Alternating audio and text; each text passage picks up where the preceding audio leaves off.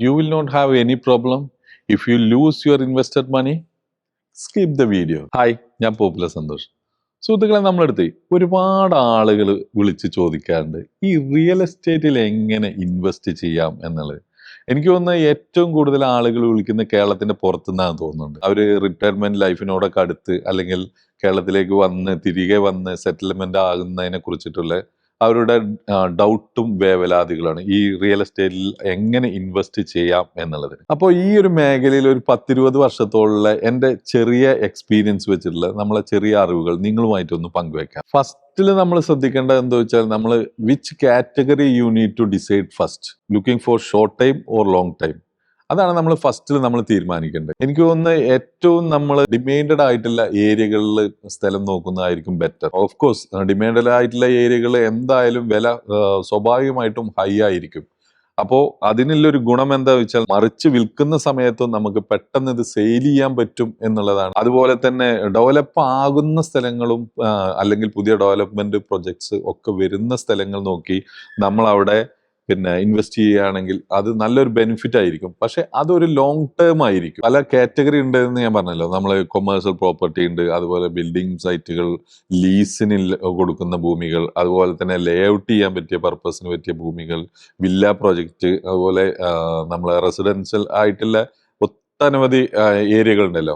അപ്പോൾ അത്തരത്തിൽ നമ്മൾ എവിടെ ഇൻവെസ്റ്റ് ചെയ്യണം എന്നുള്ളത് നമ്മൾ ഒരു കണക്കിന് നമ്മൾ ആദ്യം തിരഞ്ഞെടുക്കുന്നത് നല്ലതായിരിക്കും. അതുപോലെ തന്നെയാണ് ഒരു സാധ്യതയുള്ള ഒരു മേഖല തന്നെയാണ് അഗ്രികൾച്ചർ ലാൻഡ്. അഗ്രികൾച്ചർ ലാൻഡിനെ കുറിച്ച് പറയുമ്പോൾ എന്ന് പറഞ്ഞു കഴിഞ്ഞാൽ, നമുക്ക് അതും ഈ പറഞ്ഞ പോലെ ചിലപ്പോൾ ഒരു ലോങ് ടേം ഇൻവെസ്റ്റ്മെന്റ് ആയിരിക്കും. മറ്റുള്ള സ്ഥലങ്ങളെ അപേക്ഷിച്ചിട്ട് അതിന്റെ വാല്യൂ പൊങ്ങാൻ വളരെ സ്ലോ ആയിരിക്കും. നമ്മളിപ്പോൾ ഞാൻ പറഞ്ഞല്ലോ നേരത്തെ, ഒരു പ്രൊജക്റ്റുകൾ ഉദാഹരണത്തിന് ഇപ്പോൾ മാള് അല്ലെങ്കിൽ എന്തെങ്കിലും നല്ല ഗവൺമെന്റ് പ്രൊജക്റ്റുകൾ അല്ലെങ്കിൽ അതുപോലെ തന്നെ എല്ലാ ടൗൺഷിപ്പുകൾ ഒക്കെ വരുമ്പോൾ സ്വാഭാവികമായിട്ടും അതിന്റെ ചുറ്റുവട്ടം സ്വാഭാവികമായിട്ടും ഭൂമിക്ക് വില ഹൈ ആയിക്കൊണ്ടിരിക്കും. അപ്പൊ അതിന്റെ ആ വരുന്ന ടൈമിൽ തന്നെ നമ്മൾ ഇൻവെസ്റ്റ് ചെയ്യുകയാണെങ്കിൽ അതൊരു നല്ല അസറ്റ് ആയിരിക്കും. ഉദാഹരണത്തിന് നിങ്ങളിപ്പോൾ ഒരു റൂറൽ ഏരിയയാണ് നിങ്ങൾ തിരഞ്ഞെടുക്കുന്നതെങ്കിൽ, ഇപ്പോൾ നമ്മൾ റൂറൽ ഏരിയകളിലുള്ള ചെറിയ കോർണർ പീസുകൾ, ഇപ്പം ചെറിയ ഇൻവെസ്റ്റ്മെന്റ് ആണ് നിങ്ങൾ ചെയ്യാൻ കരുതുന്നതെങ്കിൽ, ഉദാഹരണത്തിന് ഒരു 10 സെന്റാണ് നിങ്ങൾ മേടിക്കുന്നതെങ്കിൽ ആ കോർണർ പീസുകൾ നിങ്ങൾ മേടിച്ച് സ്റ്റോക്ക് ചെയ്യുക. അതായത്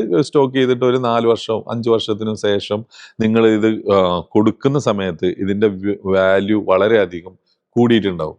അതുപോലെ തന്നെ നിങ്ങൾ ഇനിയിപ്പോൾ ഒരു ചെറിയ രീതിയിലാണ് ഇൻവെസ്റ്റ് ചെയ്യുന്നതെന്ന് വെച്ചാൽ, പുതിയ ലേ ഔട്ടുകൾ തുടങ്ങുന്നിടത്ത് പുതിയ പ്രൊജക്റ്റുകൾ, അതായത് ഇപ്പോൾ ഒരു 5 ഏക്കറ, ഉദാഹരണത്തിന് 5 ഏക്കറ നമ്മൾ അവിടെ ലേ ഔട്ട് ചെയ്യാന്ന് കിട്ടുക. അപ്പൊ അതിന്റെ പ്രൈം പ്ലോട്ടുകൾ അവർ ഫസ്റ്റ് ലോഞ്ചിങ് ടൈമിന്, അത് ഏതൊരു ബിൽഡർ ആയിക്കോട്ടെ അല്ലെങ്കിൽ ഏതൊരു ഡെവലപ്പർ ആയിക്കോട്ടെ, അതിന്റെ ഫസ്റ്റ് ഒക്കെ ഇവർ ഇത് വിൽക്കുന്ന വില എന്ന് പറഞ്ഞു കഴിഞ്ഞാൽ വളരെ കുറച്ചായിരിക്കും. അപ്പോൾ നിങ്ങൾ അത്തരത്തിലുള്ള ഒരു ടൈമിൽ നിങ്ങൾ പർച്ചേസ് ചെയ്യുകയാണെങ്കിലും നല്ലതായിരിക്കും.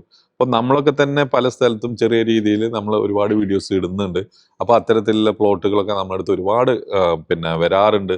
നമ്മളെ ഫ്രണ്ട്സുമായിട്ട് ഞാനത് ഷെയർ ചെയ്യാറുണ്ട്. അതിൽ കുറച്ച് ആളുകളൊക്കെ ഇതിൽ ഇൻവെസ്റ്റും ചെയ്യാറുണ്ട്. അപ്പോൾ അത്തരത്തിലുള്ള നമ്മളടുത്ത് തന്നെ വേണം എന്നല്ല കേട്ടോ ഞാൻ പറഞ്ഞു. നിങ്ങളെ നാട്ടിലും എവിടെ ആയിക്കോട്ടെ, റിയൽ എസ്റ്റേറ്റിൽ ഇപ്പോൾ നിങ്ങൾ അതിന് പരിധികളില്ല. ഇപ്പോൾ നാട്ടിലാണെങ്കിലും ഇന്ത്യയിലാണെങ്കിലും ഇന്ത്യക്ക് പുറത്താണെങ്കിലും എവിടെയും സാധ്യതയുള്ള ഒരു മേഖലയാണ് റിയൽ എസ്റ്റേറ്റ്. റിയൽ എസ്റ്റേറ്റിൽ ഇൻവെസ്റ്റ് ചെയ്യുമ്പോൾ മറ്റൊരു കാര്യം ശ്രദ്ധിക്കേണ്ടതെന്ന് വെച്ചാൽ, അതാത് നമ്മൾ ലോക്കൽ മാർക്കറ്റിൽ, അതായത് നമ്മൾ എവിടെയാണോ ഇൻവെസ്റ്റ് ചെയ്യാൻ തയ്യാറാവുന്നത് അതിന്റെ ചുറ്റുവട്ടം നമ്മളൊന്ന് സ്റ്റഡി ചെയ്തതിന് ശേഷം അവിടെ എന്തെങ്കിലും ഡ്രോബാക്ക് ഉണ്ടോ എന്ന് നോക്കിയിട്ട് വേണം നമ്മൾ അവിടെ ഇൻവെസ്റ്റ് ചെയ്യാൻ വേണ്ടിയിട്ട്. മറ്റൊരു കാര്യം ശ്രദ്ധിക്കേണ്ടതെന്ന് വെച്ചാൽ, ചില ഏരിയകളിൽ നമ്മളെ ഫെയർ വാല്യൂ വളരെ കൂടുതലായിരിക്കും. നമ്മൾ മേടിച്ചതിനേക്കാൾ കൂടുതലായിരിക്കും ഫെയർ വാല്യൂ. അങ്ങനെ വരുമ്പോൾ നമ്മുടെ രജിസ്റ്റർ ഫീസും കാര്യങ്ങളൊക്കെ ഒരുപാട് അധികം ചെലവായിരിക്കും. അപ്പോൾ അത്തരത്തിലുള്ള ഭൂമികൾ നമ്മൾ ശ്രദ്ധിച്ച് വേണം മേടിക്കാൻ. മറ്റൊരു ഡ്രോബാക്ക് നമ്മൾ ശ്രദ്ധിക്കേണ്ടതെന്ന് വെച്ചാൽ, ഇതിന്റെ നെയ്ബർ ആക്ടിവിറ്റീസ് എന്തൊക്കെയാണ് നമ്മൾ എപ്പോഴും ശ്രദ്ധിക്കണം. ഇതിന്റെ തൊട്ടടുത്തുള്ള ബിൽഡിങ്ങിൽ എന്താണ് നടക്കുന്നത്, അല്ലെങ്കിൽ എന്തെങ്കിലും ഫാക്ടറി എന്താണ്, അങ്ങനെ അത്തരത്തിലുള്ള ഡ്രോബാക്ക് ആയിട്ടുള്ള എന്തെങ്കിലും ചുറ്റുവട്ടത്തുണ്ടോ എന്നുള്ളത് നമ്മൾ വളരെയധികം ശ്രദ്ധിക്കേണ്ടത്.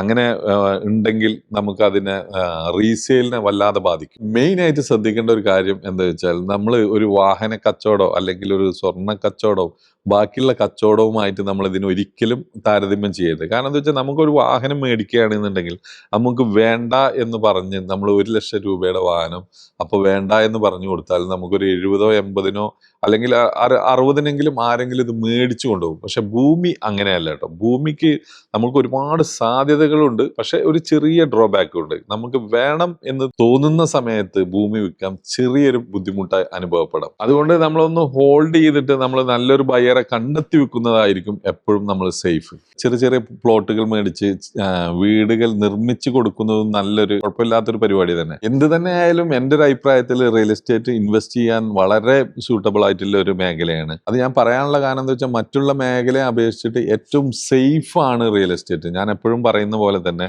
നമ്മൾ മറ്റുള്ള ഏതൊരു ബിസിനസ് എടുത്തു കഴിഞ്ഞാലും നമ്മൾ ഉദാഹരണത്തിന് ഒരു ടെക്സ്റ്റൈൽ തുടങ്ങാം, അല്ലെങ്കിൽ നമ്മൾ വേറെ എന്തെങ്കിലും ഒരു സ്ഥാപനം തുടങ്ങാം, ഒരു സൂപ്പർ മാർക്കറ്റ് തുടങ്ങാം.